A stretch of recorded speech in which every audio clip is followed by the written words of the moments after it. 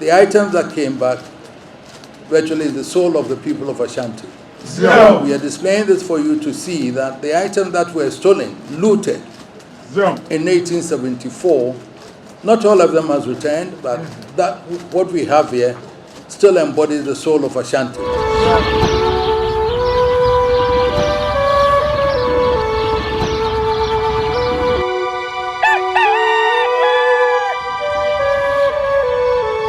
Ladies and gentlemen, this building, from where I share these thoughts with you this afternoon, will be 100 years next year. Though originally built as a residential palace for my grand-uncle, Prempeh I, in 1925, it was turned into a museum by my brother, Tumfo Pokwari II, in memory of the adversities and sacrifices that Prempeh I endured with those around him, divisional and sub-divisional chiefs, courtiers, some of whom lost their lives in Kumasi and across the Indian Ocean and the Seychelles Islands. There are two emotional photos in the exhibition of his initial journey to the coast with hundreds of Asantes who said they would not let him travel alone to exile. This exhibition, the first since the museum was established nearly 30 years ago, is part of the terms of negotiations with the British Museum and the Victoria and Albert Museum. I'm therefore very happy to see Dr. Chris Gosden and Dr. Tristram Hunt, who promised they would come when all had been cleared and the objects are home with us. I'm so happy to hear the MOU signed with the British Museum partly on technical support especially conservation models of the objects has begun, and that tools for this have been secured. That out of this, a visiting curatorship has also been agreed upon. We have just heard what some of the partners had to say and the backing of multilateral institutions such as UNESCO. We have also heard from two people appointed to handle the negotiation issues, Professor Malcolm MacLeod, whose book, Images of Ghana, and Ivo Agyemangya's A History of Menchia Palace Museum has been launched in additional but specific literature of museology in Asante in the last 200 years. We all accept that there are universal values of culture which attract people from different ethnic groups, nationalities, and beliefs. The reactions of these objects coming home were ample evidence of this.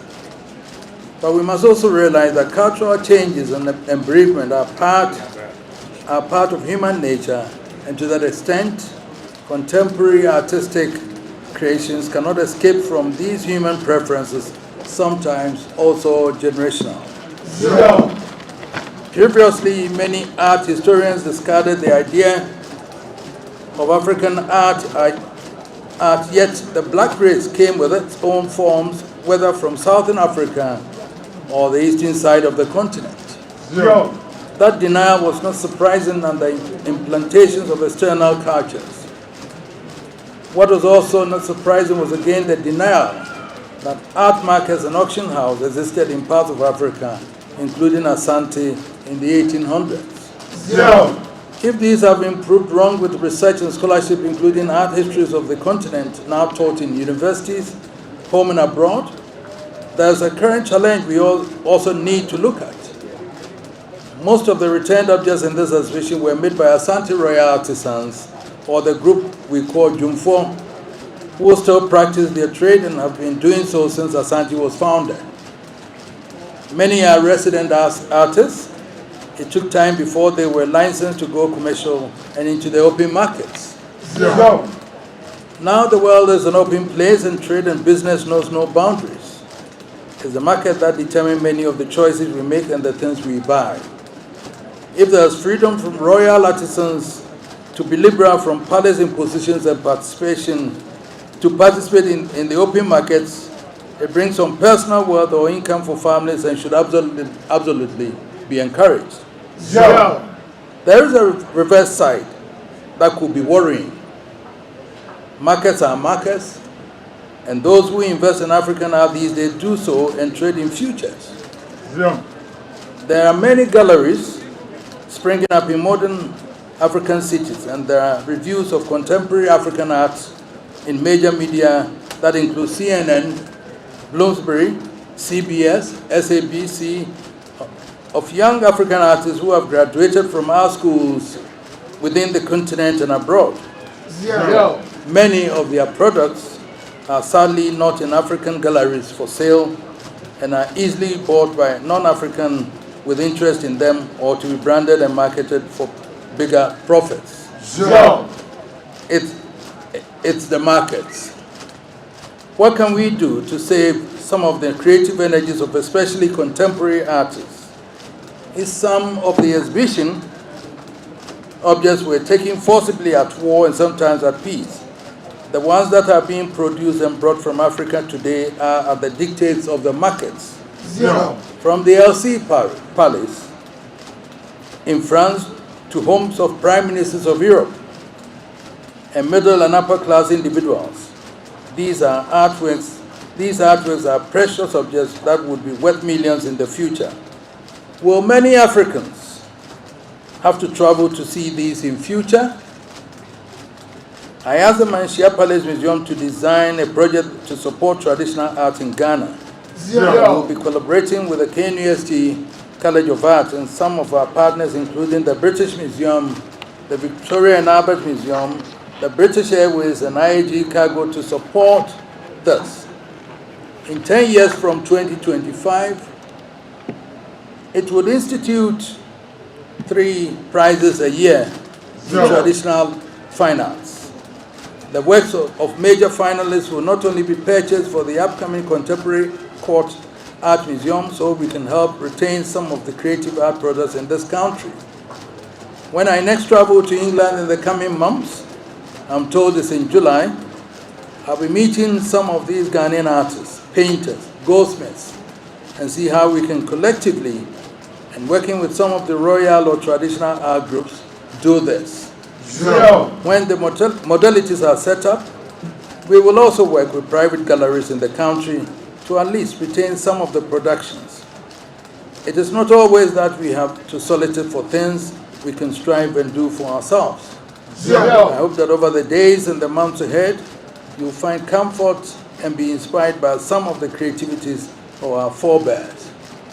The exhibition that we are witnessing today has been through negotiations from my predecessors, where Prempeh I, when he returned, requested for these artifacts to be brought back.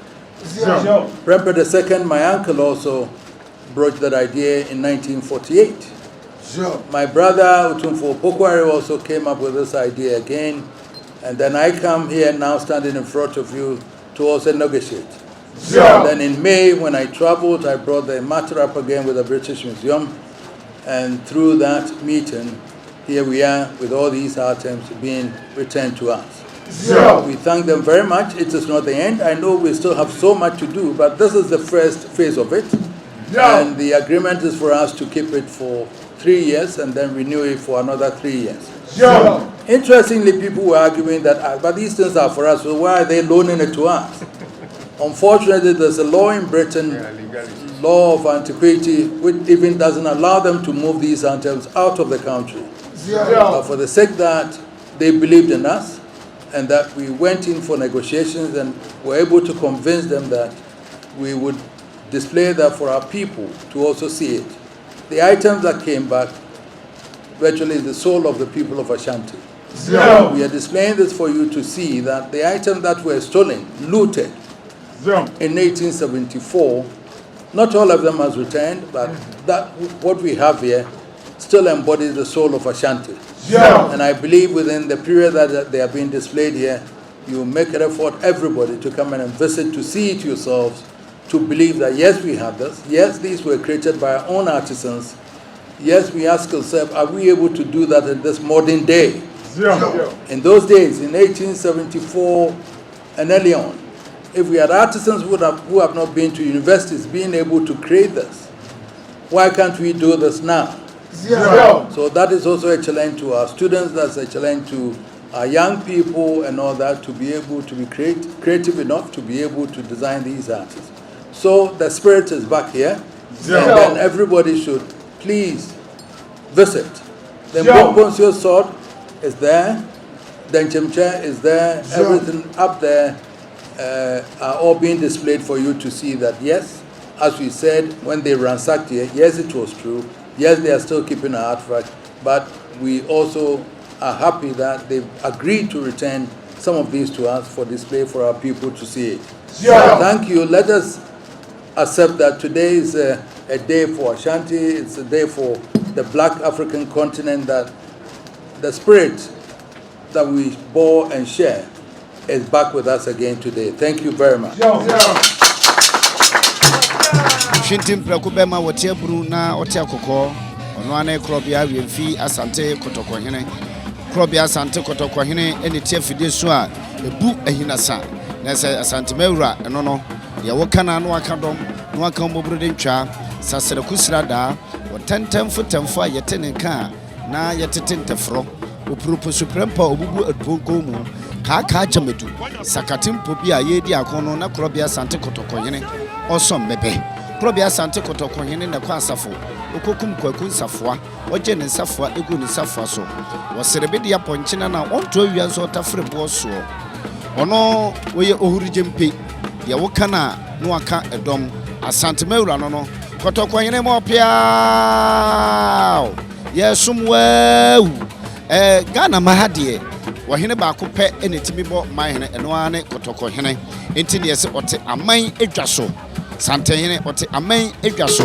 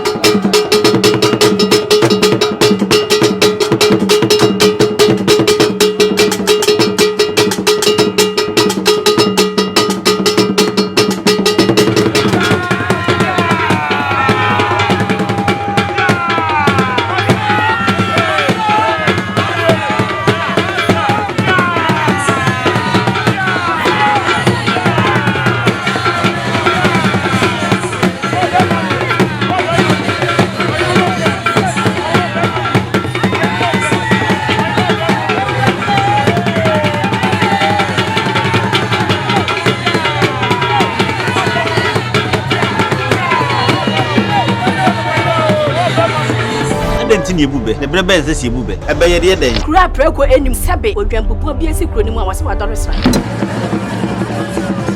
Penny wants Nafi, Emma, I said, Biam. Blani P. Freeman Tamba, he say, pay, and young Quandewa, they are Sutron White. And son, oh dear, Svefitana, my Quadia Brinsiam, what would you and Simo Jabmoni? You are a new reclaiming. We are so for Crown Ye. Don't Yanom Sania, I know Nyansapo. I want to take a money, and Takraboni, dear, Fenam Catriqua. What out of Mount to my effect, Nidin the saying. Nidin Obama. Akolawa no so pese utrimu usuma ense bratam The family hon hia na America Sabe ka ya twa ni mu nyame nai ebu afaso enye de ya twa ni mu twa nyame sebedi akone bakwen bodi atwede na se kofi nro ni ya aben ntime nyina ni mu ampata na wo yade ya